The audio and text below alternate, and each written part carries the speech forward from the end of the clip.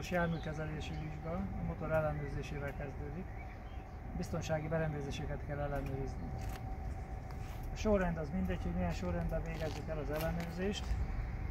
4 dolgot kell megnéznünk, amely a biztonsági berendezések közé tartozik. Gumiabroncsok állapotát, a kormányt, a fékeket és a világítást. Én most a gumiabroncsal fogom kezdeni. Megnézem a gumiabroncsot, mind a két oldalról megnézem az oldalfalát. Sérülés nem látszik rajta. A mintázat mélysége 1,6 mm-nél mélyebbnek kell lenni, ez megfelelő, már annál mélyebb. És a gumiabroncs légnyomása is jónak látszik. Ugyanígy megnézem a hátsó abroncsot is. Megnézem mind a két oldalon az oldalfalát. Megnézem a mintázatát. Körkörösen meg kell haladni az 1,6 mm-t a gumiabroncs mintázatnak. Gumik megfelelő állapotban vannak. Utána ellenőrzöm a kormányberendezést.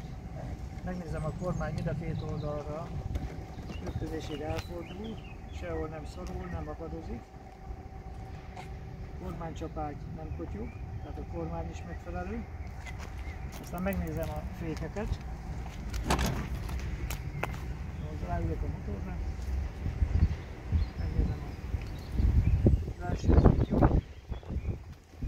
másik fék is jó. A fékek jó állapotban vannak.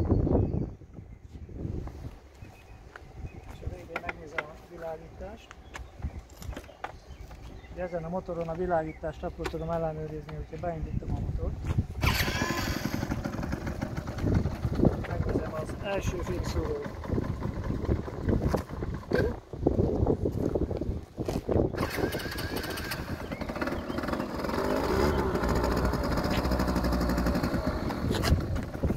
Megnézem a távolsági fényt is, az is jó.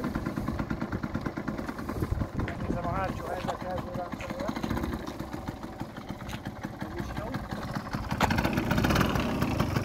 Megnézem az irányjelzőket, bal oldalon elő hátul. Jó. Jobb oldalon is. Jobb oldalon is. Elő hátul.